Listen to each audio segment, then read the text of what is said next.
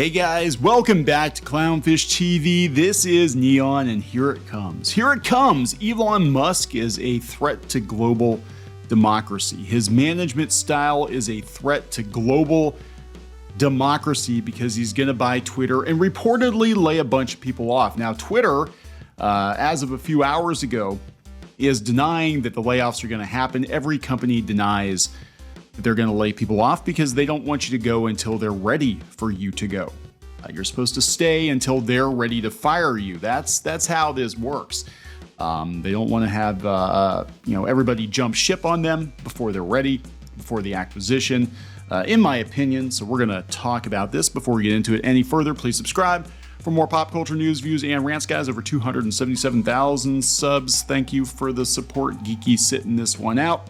Going to talk about Space Daddy Elon Musk and his proposed takeover of Twitter. Now, it was an on-again, off-again kind of a situation. He didn't want to pay so much for Twitter because a lot of it's fake. And now that it looks like he's committed to it, the Washington Post put an article out yesterday saying that he's going to come in and gut Twitter. He's going to get rid of 75% of Twitter employees, after he takes over. And Twitter is saying that's not the case. So we're going to talk about Twitter's response. And then this article, this opinion piece, it is an opinion piece on the information that Elon Musk is a threat to global democracy. Why? Because Elon Musk and Trump own social media platforms, and we can't have that. We can't have that. We've only had one side of the story, one side controlling the narrative for the last 5 to 8 years. We can't have these shitlords taking over social media, can we? That's just not democratic. It's not democratic. We have to make sure we get the government involved and tell them what they can and can't do with their money for the sake of democracy. So we're going to talk about this first. Twitter responding to the rumor that Elon Musk is going to lay off 75% of Twitter. According to CNBC, Twitter on Thursday clarified to staff there are no plans for company-wide layoffs since it signed a deal to be acquired by Elon Musk after a media outlet reported that it was Washington Post, reported that Musk is considering layoffs at the company. Current Twitter management, let me translate this for you. Current Twitter management is not planning on laying anybody off, but once Elon buys the company and takes it private, he can do with it whatever he wants to do. So they're not, you got to be very careful, they're not planning on laying you off, but Mr. Musk will. Twitter General Counsel Sean Edgett emailed employees on Thursday saying the company does not plan layoffs, according to a source who viewed the email. The Washington Post reported earlier on Thursday that Elon Musk told prospective investors in his deal to buy Twitter and that he planned to get rid of 75% of the staff. Citing interviews and documents, the job cuts are expected in the coming months, no matter who owns the company, according to the Washington Post. Because they're always accurate. They're so accurate, they get sued sometimes for being too accurate. I don't know. Twitter's current management planned to pare the company's payroll by about $800 million by the end of next year, a number that would mean the departure of nearly a quarter of the workforce. So regardless of whether or not Elon Musk was buying Twitter, Twitter was going to lay a bunch of people off because it doesn't make money. Twitter did not immediately respond to a Reuters request for comment. Human resource staff at the social media company have told employees that they were not planning for mass layoffs, but documents showed extensive plans to push out staff and cut down on infrastructure costs were already in place before Musk offered to buy the company, according to the Washington Post. Again, they're never going to tell you, a corporation is never going to tell you that you're going to get laid off because they don't want people to panic and leave until they have decided it's your time to go, until they have decided who they want to keep. The last time I was laid off, the CEO of the company lied to my face. I flat out asked him, I said, hey, I'm looking at these numbers. I'm looking at the fact that you're cutting off spending in my department, and it literally is my job to spend money. And I am concerned about my future at the company. Do I need to be worried? Does my department need to be worried? Oh, no, things are fine. We'll talk about it Monday. Big plans on Monday. Well, he was kind of telling the truth because on Monday, I got laid off. On Monday, I was called into the HR office, and she was there with paperwork in an empty box for me. So, and the CEO, and there's a bunch of other people got laid off too, but the CEO was not there Monday. So yeah, we were going to talk about it Monday. It was true from a certain point of view. And what we're going to talk about were the terms of several people's exits. Musk had tried to walk away from the deal to buy Twitter in May, alleging the company understated the number of bot and spam accounts on the social media platform, which started a series of lawsuits. Earlier this month, Musk reversed course and said he's gonna buy it. So again, what is the problem? Well, if Elon Musk buys Twitter, Twitter has been a stronghold of journalists and those who would like to gatekeep thoughts for quite some time. It's had an inordinate amount of influence on pop culture. Every journalist cites Twitter, even though normal people don't use Twitter. Celebrities get themselves in trouble on Twitter all the time, tweeting the wrong things, which is why I think a lot of them make sure they tweet the right things, even if they don't believe those things, because they want Twitter clout and they don't want journalists to come after them. So now journalists are going to have a conniption fit. Have you ever seen a conniption fit? They're going to have a conniption fit. And there's talk that the government's going to look into it and all of that. And God forbid celebrities own social media, especially these three. The unholy alliance, the unholy trinity of Ye, Musk, and Trump. And this article, I about fell out of my chair. It actually came out before the Washington Post did their article talking about, all the cutbacks at Twitter. But they're basically saying Elon Musk is a threat to democracy. And again, this is an opinion piece, but oh my God, what a take this is. Coming from the information, Elon Musk's management style is a threat to global democracy. The text messages released during litigation confirm what the employees fleeing Twitter already suspected.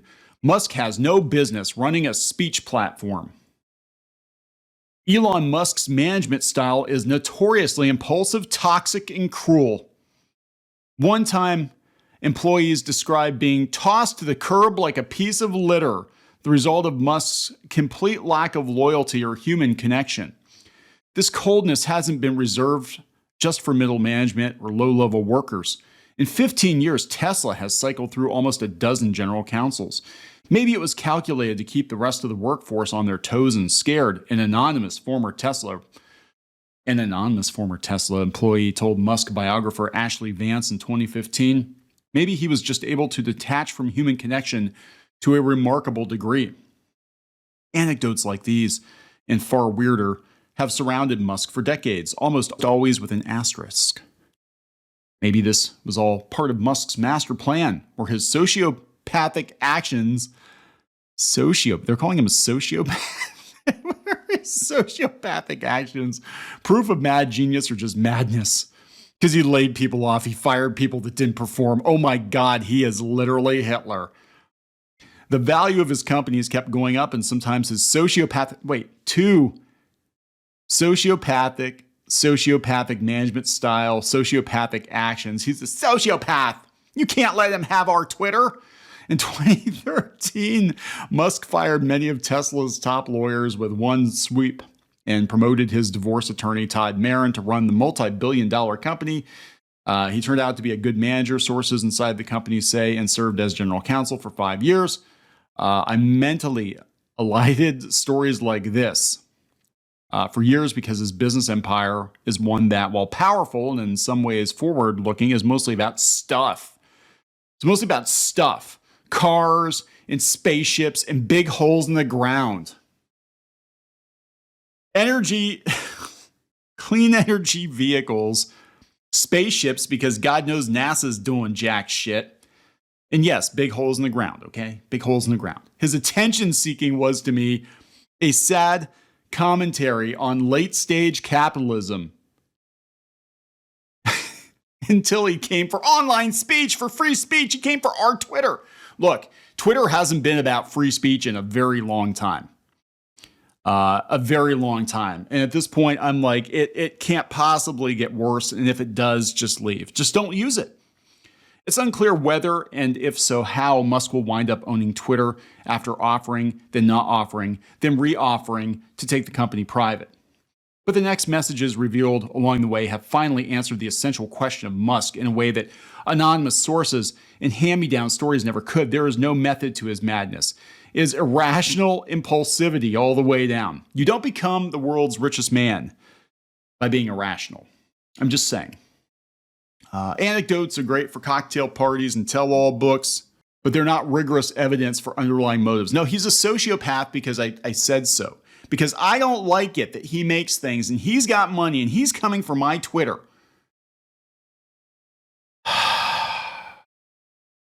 Musk's text messages with friends and investors are revealing their authors are some of the world's wealthiest and most powerful technocrats who, most importantly, were writing without knowing their messages would eventually surface to the public. Elon Musk's texts shatter the myth of the tech genius, said The Atlantic. The dominant reaction from all the threads I'm in is everyone looks effing dumb. And I'm a social media executive, told Warzel. It's been in general, is this really how business is done? There's no strategic thought or analysis. Ask Disney how that's working for them. It's just emotional and done without any real care for consequence. Musk's texts shatter more than just the myth of his genius. They also decimate any lingering hope that Musk might come to understand or care about how to govern online speech. He's mean. He's so mean, and he's going to fire all the Twidiots.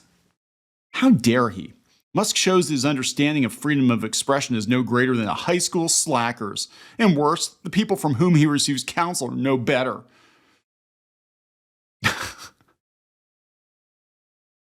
In the months before and after the text messages emerged, there's been a mass exodus of human capital from Twitter. Oh, just wait, there's going to be more. I've had almost a dozen phone calls with current and former Twitter employees, from engineers to trust and safety workers to policy specialists, who say they're despondent watching years of progress race out the door. The reasons why are obvious. There's no way someone like Calacanis or Musk, is it Calacantis? Or Musk has any interest in the intricacies of policy and engineering necessary for good governance of a global platform for free expression. There are lessons here not just in what to expect at Twitter, but in how to think about tech leaders going forward. If it were anybody else, they wouldn't be this salty.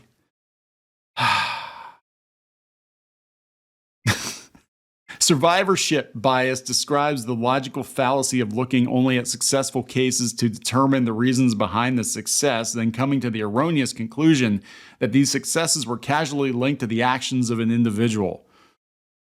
Think about what you've just typed. If you're successful, it's not because you're good. You just got lucky. You just got lucky, Elon. And maybe in some cases he did. There are a lot of factors.